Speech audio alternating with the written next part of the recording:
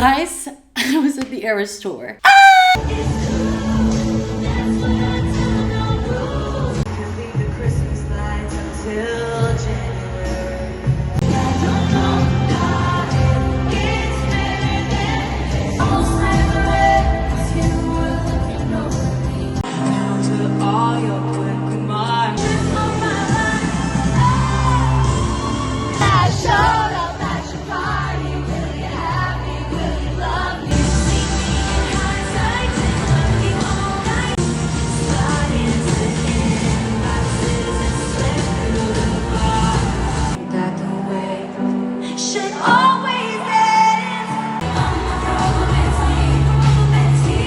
I still can't believe it, but last weekend I was in Paris for the ERAS tour. So here's a little bit of a backstory. My sister and I had tickets to go see Taylor in Amsterdam on the 5th of July. But we got these tickets like a year ago or more when they originally went on sale. We really couldn't believe that we even managed to get tickets. Like, the queues were insane. But then as time passed and the date approached, my boyfriend's brother set a date for his wedding. And he told me, oh, it's early July. And I jokingly said, well, it better not be the 5th of July because I have tickets for Taylor Swift. And then it's almost like I cursed myself because the wedding is the 6th of July, but in Poland. So I would have to fly already from the day before. And then I told my sister about this and she was kind of freaking out. But then what made her freak out even more is that she realized that she was also going to be at a wedding in July. She thought the concert was in June. And in July, she's also going to be at a wedding, but in Thailand.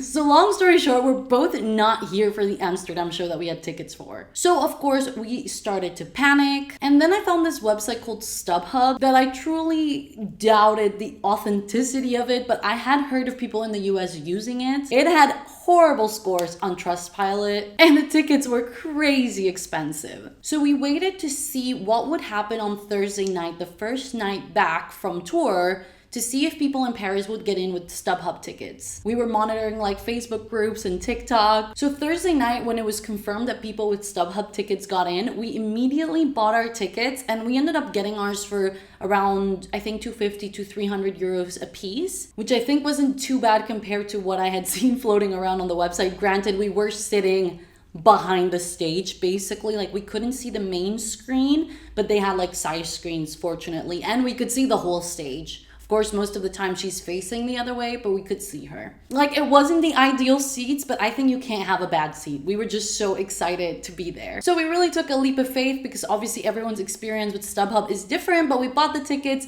rented a car. Her boyfriend was super kind to drive us. He also came to the show, drove us to Paris, and super last minute, we got the hotel like while we were driving. But we didn't buy our tickets till like 10 p.m. the previous night. So I had like a few hours to put my outfit together, which was so sad because I had been planning in my head for the longest time, like, what am I gonna wear to the ERAS tour? I was so excited to dress up. I was thinking like, oh, am I gonna go Reputation or am I gonna do something more like folklore? Or can I combine them somehow and make like this long black dress? I don't know. I had lots of ideas that obviously I didn't even have time to think about anymore. Had to just pull an outfit together from the clothes that I already own. And this was my final look. I went very Reputation. My sister went very Lover. And it just worked out because I already own a lot of black clothes and I think 90% of her clothes are pink. So we arrived to Paris on Friday, but we didn't go to the show until Saturday. And so we thought we would have a bit of time on Saturday to make the friendship bracelets. So we stopped at a shop to buy these like things to make the friendship bracelets with, but we just did not have any time, which was also disappointing because I was looking forward to doing that and exchanging bracelets and all that. I really wanted to make like a whole vlog out of the experience, but I have no experience with vlogging.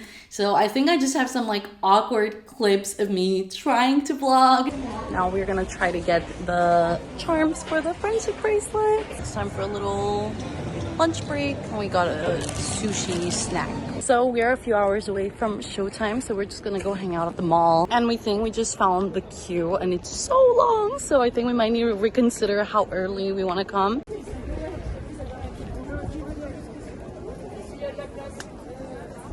I'm new to that kind of thing, so maybe I will put some of those in here, but please try not to judge how awkward I am. So because I didn't think it went so well, I figured I would just sit down and talk to you guys like I normally do, tell you about my experience and show some clips and whatnot. So here's a breakdown. We were in Paris night 3. Because we had seats, we didn't have to arrive too early, but I also didn't want to miss Paramore, so we didn't arrive late either. For the arena in Paris, there was a mall really nearby. So what we did is we showed up there. We went to get some drinks. We got some food. Then there was this like big staircase where a lot of people were just chilling. So we sat there and hung out until we decided to go queue. And I think we made our way in around like 5:30, 5:45. I want to say the queue was not that long. I think maybe it took like 30 minutes. Like there was a queue, but it wasn't that slow. Definitely shorter than what we assumed it was going to be. The queues for the bathrooms were very long, but they also moved really fast. But just to be safe, I had one drink during Paramore, then went to the bathroom, and then I didn't drink anything else for the rest of the show because I did not want to risk it. I didn't have like a bathroom song, like a song that I was willing to miss. So I didn't drink water or anything throughout the duration of the show. So now let's talk about Paramore. I used to listen to Paramore a lot. So they have a lot of songs that I really love. And I mean, Hayley Williams is just an amazing, amazing singer. But I was a little bit disappointed with their set. I hate saying that, they do put on a really great show. But because there are so many songs that I do like by them, I was just a bit disappointed that there weren't more of those in the set list. I understand that they play just a really short section, so obviously they have to make decisions and they want to include newer songs and whatnot, but they didn't play Mystery Business, and I'm like, okay, I get it, like they're tired of playing that song. I don't even know if maybe Hayley even said they were never going to be playing it again or whatever, but obviously that was part of a disappointing thing, because if you want to get a crowd going, that song would have done it like no other. But they also didn't play like Crush Crush Crush or Decode. Like there are so many songs from like back then that I think they could have played that would have gotten that crowd really hyped. Although that said, they added Decode for night 4, so I just didn't happen to have it. And Brick by Boring Brick is one of my personal favorites from Paramore, and they also didn't play it at my show, they played it the night before. Overall, it was a really good experience. I did enjoy seeing them live.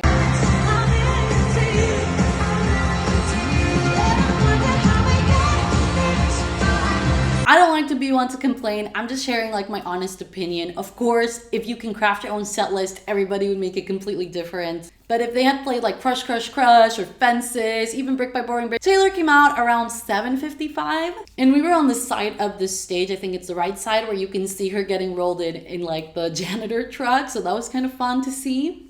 She completely changed the orders of the sets in the tour, so I was kind of having a new experience than what I've had from watching the Disney Plus, I was gonna say Disney Channel, the Disney Plus ERAS tour. Two of my favorite songs got removed off the set list, Long Live and The One. I said this in one of my other videos, I would have rather had Lost, You Need to Calm Down than either of those songs. But just to be clear, this is not one of those the crowd was chanting more moment. I'm not saying she should have just kept everything. I understand why she removed them, and we got TTPD, which is amazing, but of course everyone has different preferences on which songs they would have wanted removed. Please don't get triggered. I'm not saying that I need more or that she should have done things differently.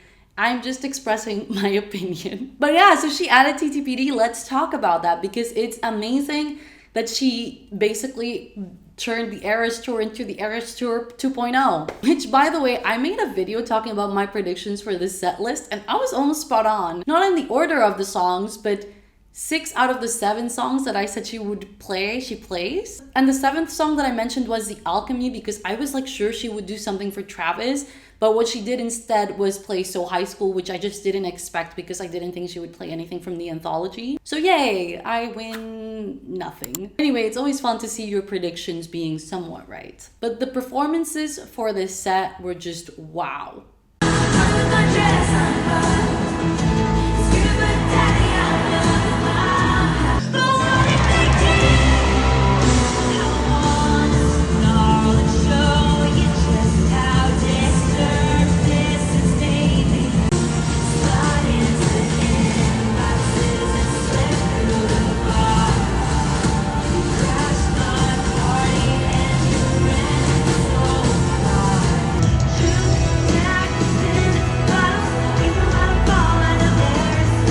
The theatrics and the dramatics of it all were so amazing. The mashup of Daddy I Love Him with So High School, I think I was watching the live stream for it and it was so unexpected, and I just love the way that it worked together. And I also love the fact that I think she put that part of the song because she knew that it was our favorite. Like, I really think she did that for us. It's amazing. The way she screams during Who's Afraid of Little Old Me lives rent free in my head. Like today, a week later, I still have that stuck in my head. And I feel like we just need her to record songs, the way she sings them during the ERAS tour, like I feel the same about Illicit Affairs. Like I just want a full studio version of that performance, and I feel like she could do the same with this. Angry girl, powerful version of it. I already loved that song, but with this, it's just like, wow. So in typical Taylor fashion, she had all these theatrics and dramatics, and it was great. So now let's talk about the surprise songs, and we had Hey Stephen and Maroon. Now, if you're new to the channel, you won't know this, but I'm not a huge debut or Fearless girly. So like I had heard Hey Stephen before,